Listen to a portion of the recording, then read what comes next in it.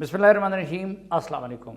सवाल ये है कि सऊदी अरब और ईरान चीन की क़यादत में इस हसीन और काबिल तहसीन यू टर्न पर क्यों मजबूर हुए। इसके जवाब में अर्ज़ है कि अगरचे अरब और ईरान तनाज़े की नस्ली, तारीख़ी और फ़िक़ही जहतें भी थीं, लेकिन असल आमिल अमरीका था। इमाम ख़ुमैनी के इनक़लाब के बाद ईरान मशरिक़ वस्ता में अपना असर व रसूख़ बढ़ा रहा था और अरब ममालिक उसे अपने लिए ख़तरा समझ रहे थे। ईरानी ख़तरे के मुकाबले के लिए अरब ममालिक का इन्हिसार अमरीका पर था, लेकिन सऊदी अरब पहली मरतबा 2003 में इराक़ पर अमरीकी हमले से नाराज़ हुआ। सद्दाम हुसैन से सऊदी अरब की नाराज़गी अपनी जगह पर थी, लेकिन वो और दीगर अरब ममालिक 90 की दहाई के जंग के बरक्स अब के बार अमरीका को मशवरा दे रहे थे कि वो इराक़ पर हमला ना करे, क्योंकि वो समझ रहे थे कि उसका उन्हें नुकसान और ईरान को फ़ायदा होगा। दूसरी बड़ी मायूसी सऊदी अरब को यमन के सिलसिले में हुई, क्योंकि उसे अमेरिका से जितनी मदद और सरपरस्ती की तवक्को थी वो उसने नहीं की। इस दौरान चीन एक मुतबादिल इक़्तिसादी और अस्करी ताकत के तौर पर सामने आया था, और जब उसने मशरिक़ वस्ता में अपना असर रसूख़ बढ़ाने की कोशिश की तो सऊदी अरब और यूएई वगैरह ने उसका खैर मकदम किया। उसे अमेरिका ने अपने लिए ख़तरा और एक लिहाज से सऊदी अरब की गुस्ताखी से ताबीर किया।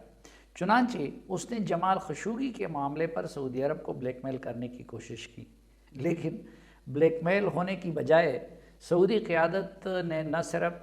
दौरे सऊदी अरब के मौका पर अमरीकी सदर जो बाइडन के इस्तकबाल में सरबरी का मुज़ाहरा किया, बल्कि जब जो बाइडन ने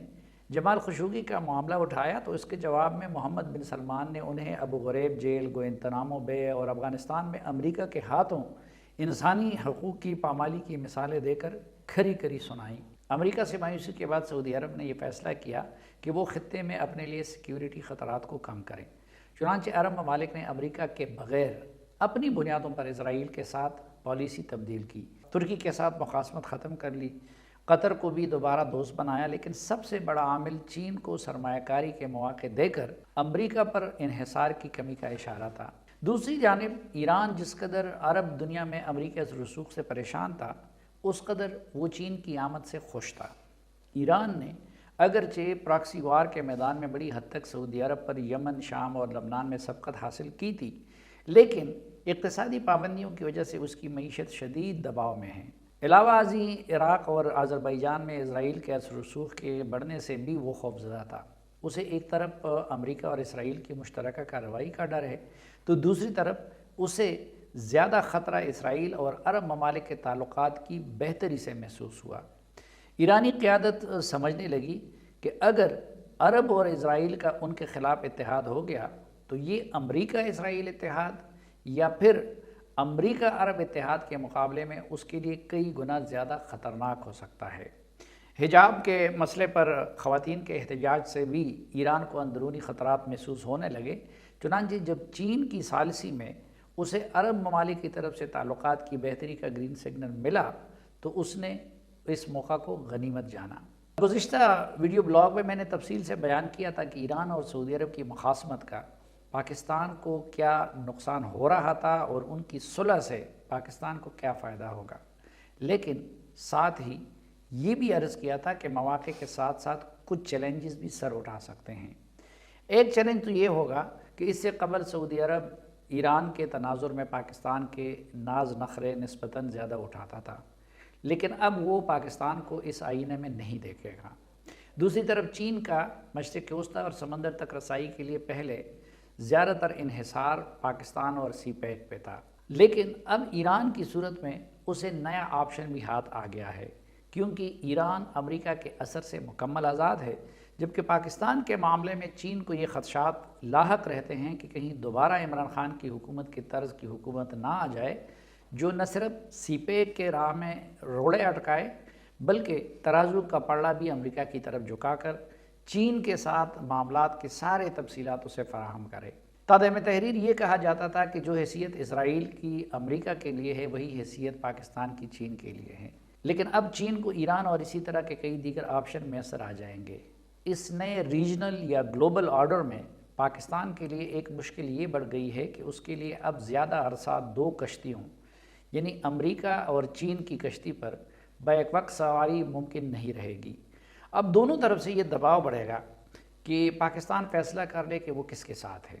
पाकिस्तान की इक़्तिसादी बदहाली के बावजूद چین کا بھرپور مدد کے لیے نہ آنا اس کی طرف سے یہ پیغام ہے کہ پاکستان پکی یاری کا یقین دلا دے اور یہ تسلی کرا دے کہ سی پیک وغیرہ کے معاملے میں عمران خان حکومت کی پالیسیوں کو تو دوبارہ نہیں دہرایا جائے گا۔ دوسری طرف پاکستان کی طرف سے تمام شرائط پورے کرنے کے باوجود IMF کی طرف سے معاہدہ نہ کرنے اور امریکہ سے عمران خان کے حق میں شیرمین اور زلمہ خلیلزاد جیسے نیو کونز کی طرف سے مہم سے امریکہ بھی یہ پیغام دے رہا ہے کہ پاکستان چین کی طرف جانے سے باز آ جائے۔ اب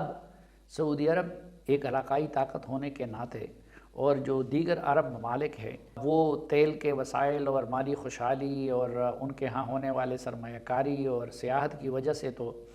امریکہ اور چین کو ساتھ چلا سکیں گے اور کوئی ایک بھی ان کے آگے لکیر نہیں کھینچ سکتا، یعنی نہ امریکہ عرب ممالک کے سامنے لکیر کھینچ سکتا ہے اور نہ چین کھینچ سکتا ہے، اور عرب ممالک دونوں کو ساتھ ساتھ چلانے کی کوشش کریں گے۔ لیکن پاکستان کے سامنے اب اشاروں کے نائوں میں لکیر کھینچی جا رہی ہے اور بہت جلد واشگاف الفاظ میں طرفین کھل کر یہ مطالبہ کرنے لگ جائیں گے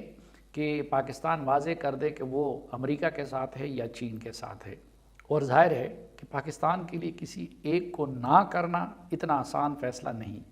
اسی طرح ایران اور سعودی عرب نے تو اپنے لیے خطرات کم کر دیے، لیکن پاکستان کے لیے ہندوستان اور افغانستان کے محاذوں کے چیلنجز بدستور موجود ہے جو اسے بڑی طاقتوں کا محتاج بناتا ہے۔ سوال یہ ہے کہ کیا انڈیا اور پاکستان بھی ایران اور سعودی عرب سے سبق لے کر اپنے تنازعات حل کر سکیں گے؟ بدقسمتی سے سردست اس کا جواب نفی میں ہے، کیونکہ ہندوستان کے اندر مودی بیٹھا ہوا ہے اور پاکستان کے اندر اگر کوئی تعلقات کی بہتری کی بات کرتا ہے تو اسے یہاں کے رائٹ ونگ کے لوگ اور عمران خان جیسے لوگ بری طرح اس بندے کے خلاف یا اس ادارے کے خلاف استعمال کرتے ہیں۔